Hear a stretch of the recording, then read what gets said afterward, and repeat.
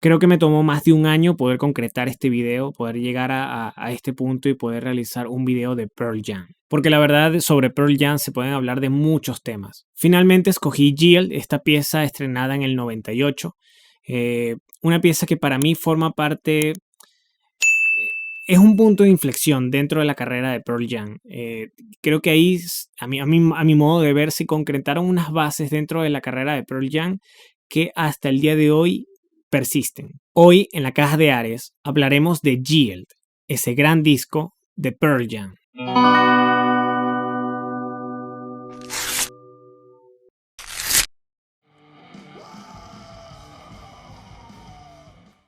El 5 de abril de 1994 moría Kurt Cobain, y con ello el grunge. El mundo despedía a uno de los artistas más relevantes de aquel momento, pero al mismo tiempo, uno de los movimientos musicales que se vivieron con mayor intensidad a comienzo de la década de los 90.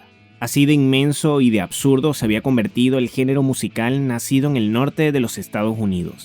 It's so profitable, and they'll just keep taking and taking and taking, and they just don't know how to restrain themselves. You know, they're frothing at the mouth over this. And the bands aren't. I mean, the bands aren't really in it for dough. I mean, they just aren't. If they were, that would tip over the music. Para la industria de la música, cargar con el cadáver de Cobain era una cruz demasiado pesada. Por eso solo se podía hacer lo que mejor hace la industria cuando un producto queda maldito o pasa de moda, o simplemente ya no se vende. Arrojarlo por la poceta, por el excusado o el water.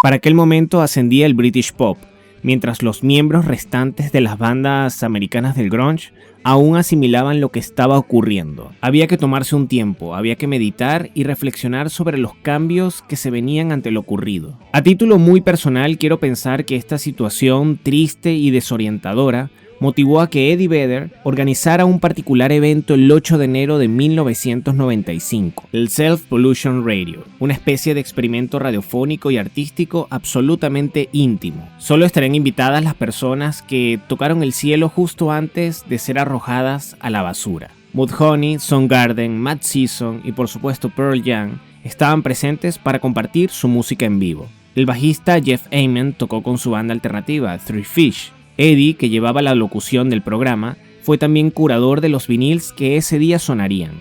Pudieron ser apreciadas canciones de Sonic Youth, Daniel Johnston y Louis Armstrong. También sonarían dos canciones del proyecto solista de Dave Grohl, que más tarde conoceríamos como Foo Fighters.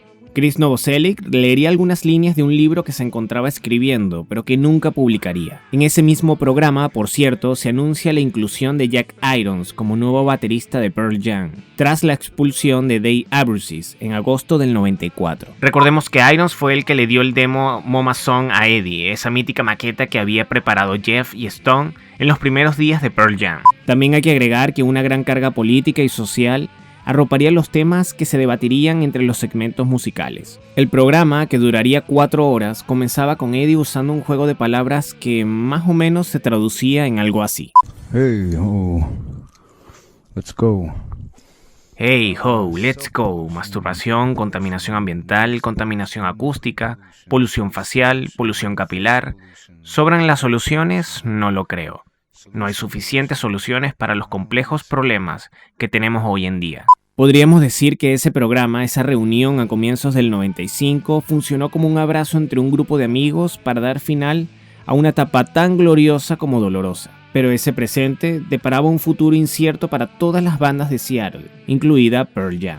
Desde su disco Versus habían tomado una actitud muy particular con el modo de distribuir, manejar y realizar su música. Vitalogy continuó con ese modo de hacer las cosas, de mantenerse distantes de MTV al no promocionar su trabajo con videos musicales. Por otra parte, el camino artístico continuaba y acompañaron a Neil Young en su álbum Mirror Ball en el 95. Y No Code, su cuarto disco, estrenado en 1996, marcaba el cambio sonoro y conceptual de la banda. Un nuevo modo de reflejar su intimidad y experimentación musical se vieron marcadas en el disco, lo que generó la división de muchos fans. También se vivía, por aquel entonces, su disputa legal contra Ticketmaster, empresa dedicada a vender a un precio excesivamente costoso, según la banda, las entradas para sus conciertos. Es muy romántica esta idea en la que un grupo de artistas se enfrentan legalmente contra una gran empresa capitalista. Pero esa situación también trajo sus consecuencias. Las giras de Vitalogy y No Code se vieron afectadas, con pocas fechas y problemas permanentes para que los fans obtuvieran sus entradas, además de realizar los recitales en lugares que no estaban en las mejores condiciones. Stone Gossard, guitarrista de Pearl Jam, lo describió de un modo bastante claro en alguna oportunidad. Ticketmaster, por más monopolista que pueda ser, es muy eficiente. Es por ello que tocamos en lugares en los que no queríamos tocar. Era un periodo duro, de decisiones complejas y de cambios inminentes. Un nuevo modo de enfrentar, o quizás más bien asimilar el proceso creativo con el nuevo disco, traería un equilibrio perfecto para Pearl Jam. Una búsqueda que, considero, había empezado en No Code, pero que maduraría con el álbum siguiente, en Yield. Durante 1997, el disco tuvo su proceso de preproducción y grabación. Ese material se pudo disfrutar en el DVD Single Video Theory, que registraba parte del desarrollo de composición y arreglos de las canciones del álbum, opiniones de la banda sobre su situación actual y numerosos ensayos. Es como la experiencia que nos concedió Peter Jackson con The Beatles en su documental Get Back, pero condensado en 40 minutos y no en casi 5 horas. Ahora sí, hablemos de las canciones. Aunque sabemos bien que el trabajo de Pearl Jam era colectivo y que todos ponían su granito de arena, para Yield era la primera vez en la que Eddie Vedder cedía el lugar para que los demás miembros tuvieran mayor presencia en el área de composición. Tenemos, por ejemplo, Brain of G, Faithful y Given to Fly, cuya música de estas 3 canciones estuvo a cargo de Mike McCready, mientras las letras, en este caso, seguían siendo realizadas por Vedder. Brain of G tiene toda la energía y secuencia de acordes que necesitamos para comenzar el álbum, con una letra que hace referencia al asesinato de John F. Kennedy, el mítico presidente que fue asesinado en público y registrado entre imágenes y videos, su cabeza alcanzada por un balazo que dejaba al descubierto el cerebro de la gran figura política americana. Una letra que plantea una situación de extraño escapismo. El personaje renuncia a su nombre para alejarse de la abominable y cambiante connotación que tuvo dicho evento. Faithful, que se traduce como fieles, representa esa idea persistente de una fe que a veces nos frustra. Con este tema nos adentramos en ese elemento espiritual que prevalece durante todo el álbum. Given to Fly, que fue el primer single del álbum, es una hermosa fábula de un ser que fluye a través de olas que le golpean y está lleno de una compasión que le permite volar. Tal como comentaba Vedder en alguna oportunidad sobre su letra, se trata de superar los comentarios de cualquiera sobre lo que haces y seguir regalando tu amor. No está de más agregar, por cierto, la relación, inspiración o interpolación que tiene esta pieza con Going to California de Led Zeppelin. Solo una curiosidad.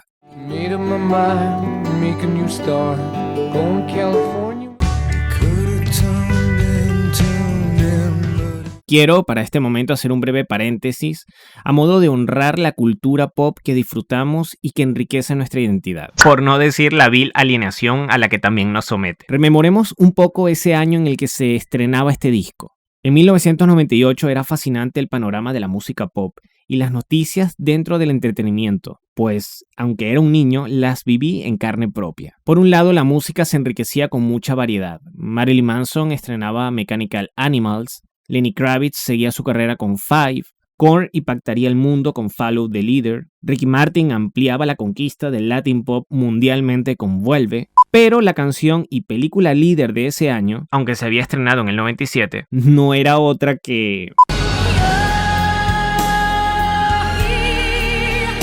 En cuanto a películas, tenemos al Show de Truman, más que vigente en nuestra época actual, Godzilla, La vida es bella y la película de las Spice Girls. Rob Halford saldría del closet aquel año, Dave Navarro sería despedido de Red Hot Chili Peppers, George Michael tendría aquel escandaloso evento en un baño público, y el gran hito deportivo fue, por supuesto, el Mundial Francia 98. Mientras tanto, la propuesta de Pearl Jam era, comparada con todos estos ejemplos, muchísimo más calmada. Volver a un disco como este es fascinante porque el contraste que genera nos permite visualizar una cara distinta de aquel año.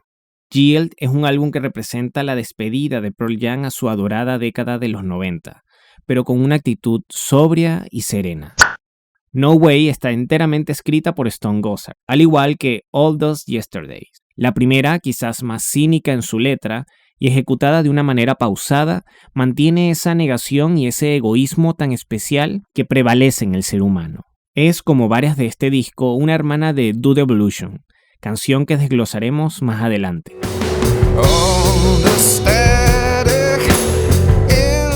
All Those Yesterday es la balada con la que cierra el álbum. Y no es una balada melosa e hiriente, es una invitación al descanso, a ese peso que puede generar el pasado y del cual es necesario liberarse.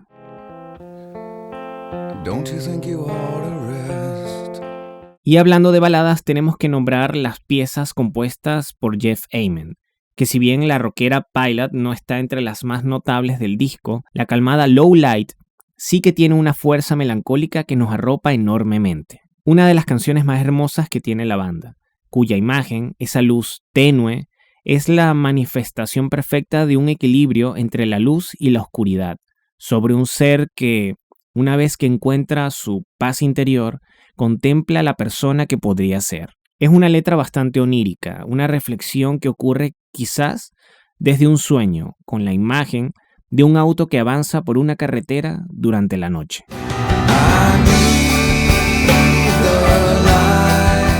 Stone y Eddie, música y letra respectivamente, componen Do the Evolution, que es el gran tema de Yield. Yo diría que de ahí se desprende todo el concepto del mismo, porque si bien la estética de la canción es rabiosa, perdura esta reflexión y autocrítica de lo que somos como especie. Una de las más importantes influencias literarias que enriqueció el concepto de este álbum fue la obra Ismael, de Daniel Quinn, una novela cuyo protagonista, Ismael, un gorila de espalda plateada, analiza filosóficamente las decisiones que ha tomado el ser humano para llegar a este estado permanente de destrucción y hostilidad consigo mismo y el mundo que le rodea, con una actitud de conquista que se ve alejada de la armonía que ofrece la sabiduría que proporciona la naturaleza. Este texto, debo decir que es más que recomendado, y su autor, Daniel Quinn, reconoció la valía de esa influencia que tuvo su obra literaria sobre el disco de Pearl Jam, cuando en 1998 publicó un artículo en su página web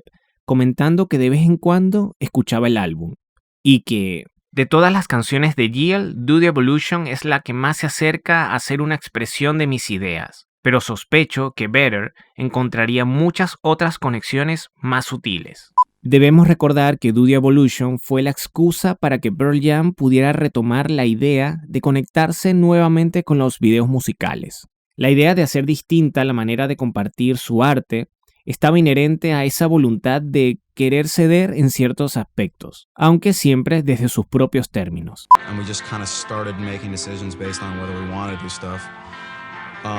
Which was good, you know, it had its ups and downs in terms of, you know, ultimately it kind of left us faced with ourselves. Any problems that we were having within the band after that point was like, okay, then it's not just that stuff, it's us too. Este trabajo audiovisual fue dirigido por Kevin Altieri, quien fue director de varios episodios de Batman la serie animada, y Todd McFarlane, dibujante de obras como Spider-Man y Spawn. El resultado es uno de los grandes videoclips de la historia, una muestra animada de la deplorable actitud destructiva de la humanidad. Red Bar, o The Color Red, como también se le conoce, es una pieza compuesta por Jack Irons. Un interludio raro, percusivo, una transición experimental que se disfruta sin problema. Cabe acotar también que este sería el último disco de Irons con la banda, cosa que lamento muchísimo porque siempre me ha parecido que su esencia y su técnica funcionaban bastante bien con las ideas que tenían el resto de los integrantes. Fue durante la gira de Yield que se uniría Matt Cameron, el músico que pondría fin a esta volátil relación que ha tenido la banda con sus bateristas. En la portada del disco tenemos una señal de tránsito, Yield, que quiere decir ceda el paso. En este caso se puede interpretar como una petición o una oportunidad, de que la naturaleza y su espiritualidad se conecten con el ser humano. The shot right here. This is the yield shot right here. I kept thinking about how it'd be cool if there was a yield sign that there was nothing to yield to. I immediately visualized the spot, and that ended up being the Yield album cover. Si la portada lo hace exhibiendo una autopista en un desierto en Montana, la portada interna lo hace desde un océano. Es el reflejo de una imagen serena, de un grupo de artistas que ha encontrado el modo de convivir a pesar de las grandes diferencias que les separan.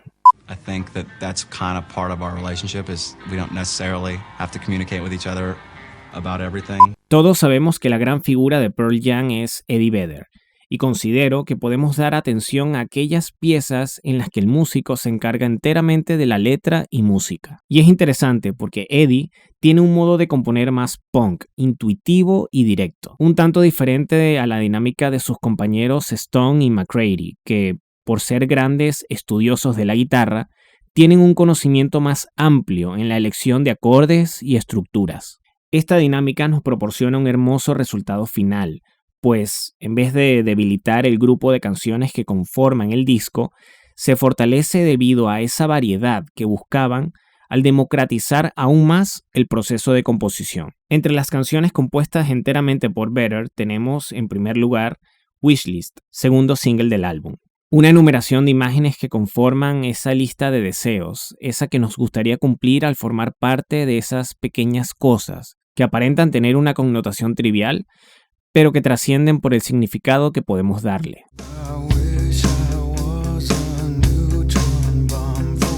Por otra parte está MFC, que quiere decir Many Fast Car, una pieza que está prácticamente diseñada para ir en carretera, que tiene de protagonista a una mujer que toma su auto y se aleja de todo. Podría ser la protagonista de una road movie. Y esta situación de escapismo es la puerta para hablar de In Hiding, con letra de Vedder y música de Gossard. La canción está inspirada en ideas del poeta Charles Bukowski, quien en una oportunidad le comentó al actor y director Sean Penn que en ocasiones era importante alejarse de la sociedad, de absolutamente todo por unos días. Sean Penn compartió esta idea con Vedder, quien lo interpretó como un ayuno de esa vida que solemos tener, de esa cotidianidad moderna que puede llegar a ser engañosa. Es curioso porque quizás esta idea haya sido el origen de un proyecto más ambicioso que se materializaría en el futuro, ese que fue llevado al cine en el 2007, dirigido por Sean Penn y cuya banda sonora fue compuesta por Vedder. Vamos terminando nuestro recorrido con Push Me, Pull Me, esa otra hermana de Dude Evolution. Podría describirla como una experiencia de poesía musicalizada, con frases narradas que dan la impresión de estar representando a la humanidad encarnada a través de la voz de Eddie. Frases soberbias y llenas de interrogantes que pueden funcionar como una experiencia ASMR, muy regocijante, pero también para reflexionar.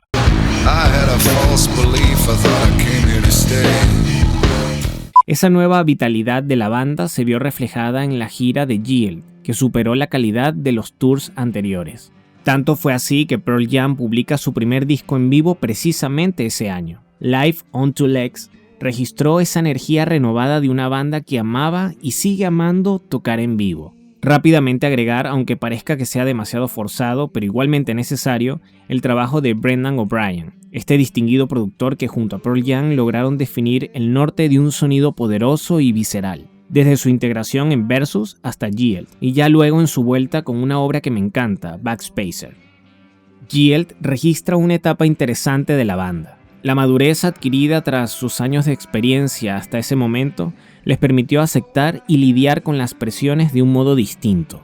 Si Vitalogy y No Code fueron periodos de conflictos internos y externos, Yield es la llegada a esa armonía que les acompaña hasta el día de hoy. Es decir, es el registro de una banda que ya ha sentado las bases de su historia, una historia sólida y que aún no termina. Y recuerda que si te gustó el video dale like y sobre todo suscríbete, comenta si quieres opinar sobre el tema que me encantaría leerte y si crees que puedes llegar un poco más lejos comparte este video con alguien que le pueda interesar. Será hasta la próxima. ¡Chao!